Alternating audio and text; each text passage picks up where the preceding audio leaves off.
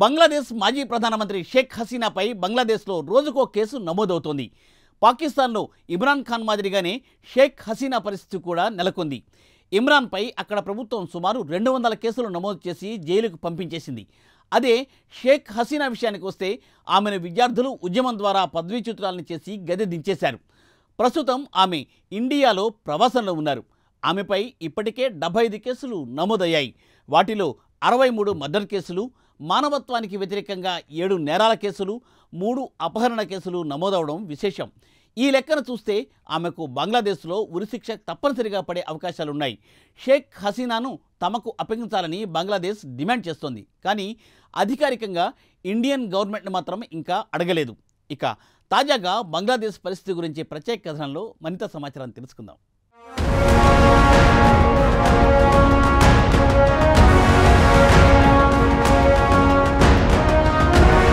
బంగ్లాదేశ్లో షేక్ హసీనాను గద్దెదించిన తరువాత పరిస్థితులు రోజురోజుకి దిగజారిపోతున్నాయి.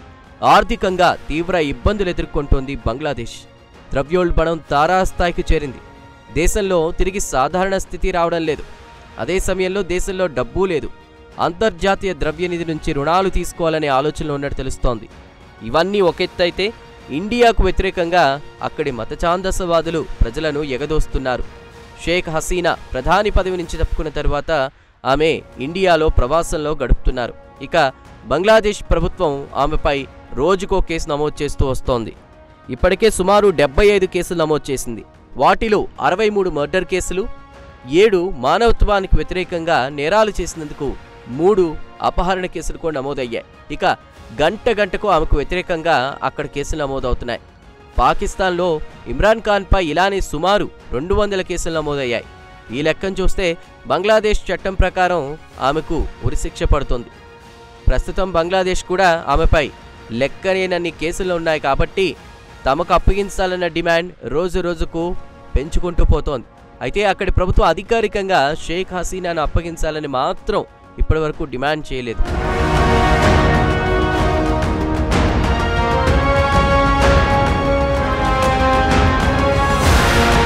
బంగ్లాదేశ్లో ఇండియాకు వ్యతిరేకంగా మతఛాందసవాదులు సెంటిమెంట్ను రాజేస్తున్నారు. ఇటీవల బంగ్లాదేశ్ను భారీ వరదలు ముంచెత్తాయి. దీనికి కారణం ఇండియానే అని ఆరోపిస్తోంది బంగ్లాదేశ్. బంగ్లాదేశ్లో సుమారు 11 జిల్లాలు నీట మునిగాయి. సుమారు 10 లక్షల మంది ప్రజలపై ప్రభావం చూపించింది వరద.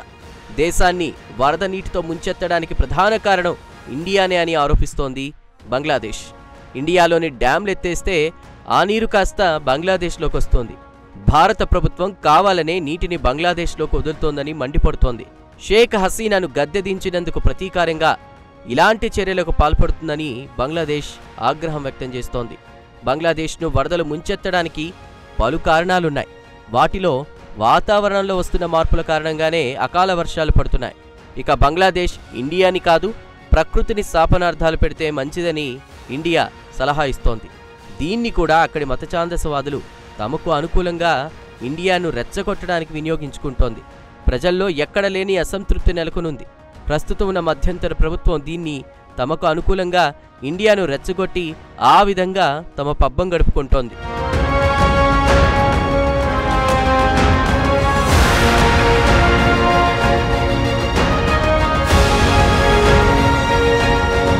ప్రస్తుతం బంగ్లాదేశ్ ప్రభుత్వం వ్యవహారం చూస్తుంటే ఇండియాను రెచ్చగొట్టే విధంగా ఉంది. ఇటీవలే అల్-ఖైదాతో లింకులున్న టెర్రరిస్ట్ అన్సారుల్ బంగ్లా టీం ఏబీటీ చీఫ్ జషీముద్దీన్ రెహమానాన్ని గత వారంలో జైలు నుంచి విడుదల చేసింది. ఇది ఇండియాకు ఆందోళన కలిగించే అంశమని ఇక్కడి ఇంటెలిజెన్స్ వర్గాలు కూడా చెప్తున్నాయి. ఇక రెహమాన్ విషయానికొస్తే అహ్మద్ రాజీబ్ హైదర్ అనే బ్లాగర్ను హత్య చేసి జైలుకు వెళ్లాడు. అల్-ఖైదా టెర్రరిస్టు గ్రూప్తో కలిసి రెహమానాన్ని పనిచేశాడు. ఇక బంగ్లాదేశ్లో జరిగిన హింసాత్మక ఘటనల వెనుక రెహమానీ హస్తం ఉంది. ఇలాంటి పరిస్థితుల్లో టెర్రరిస్టులను విడుదల చేయడం అంటే ఇండియాతో బంగ్లాదేశ్ సన్నిహిత సంబంధాలు కోరుకోవడం లేదని తెలుస్తోంది. ఇండియాలో రెహమానీ స్లీపర్ సెల్స్ కూడా నిర్వహిస్తున్నాడని ఇండియన్ ఇంటెలిజెన్స్ అధికారులు చెబుతున్నారు.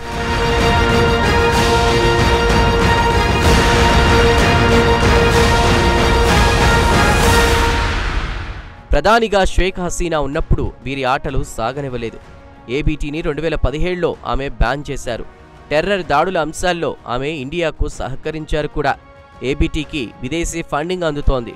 ఈ డబ్బుతో లష్కర్ మద్దతుతో ఈశాన్య రాష్ట్రాల్లో టెర్రరిస్టులను చొప్పించి అక్కడ దాడులు చేయించాడు రెహమానీ. 2017లో అస్సాంలో మొట్టమొదటిసారి టెర్రర్ దాడులకు తెగబడ్డారు. అక్కడి 2 ఇమాంలు రెహమానీకి సహకరించారు. 2022లో ఏబీటీ అస్సాంతో పాటు మధ్యప్రదేశ్, త్రిపుర, ఉత్తరప్రదేశ్, పశ్చిమ బెంగాల్లో హింసను రెచ్చగొట్టడానికి ప్రయత్నించింది. ఇండియా ఇంటెలిజెన్స్ ఏజెన్సీ ఈ ఏడాది ఫిబ్రవరిలో సుమారు 17 మందిని అరెస్ట్ చేసింది. ఇవన్నీ ఒక ఎత్తైతే జమాతే ఇస్లామీ పార్టీపై నిషేధం ఎత్తివేసింది. ఇక జమాత్ విషయానికొస్తే ఇది ఇస్లామిక్ రాడికల్ పార్టీ, పాకిస్తాన్లో జమాతే ఇస్లామీకి అనుబంధ సంస్థ.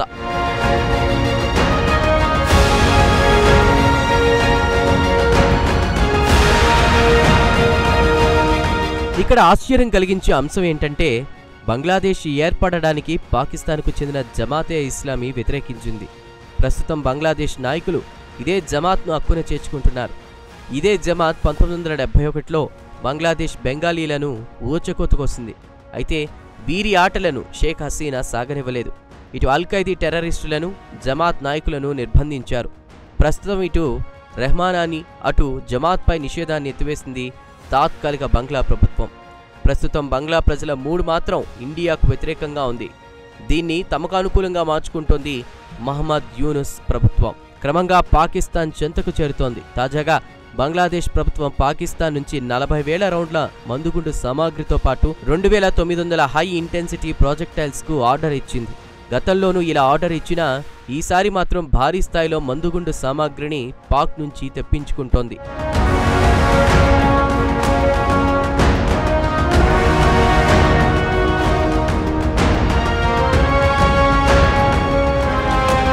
ఇక ఇండియా, బంగ్లాదేశ్లు ఎంత కాదనుకున్నా ఒకరి అవసరం మరొకరికి ఉందనేది వాస్తవం. ఇరు దేశాల మధ్య 4,096 కిలోమీటర్ల సరిహద్దుంది.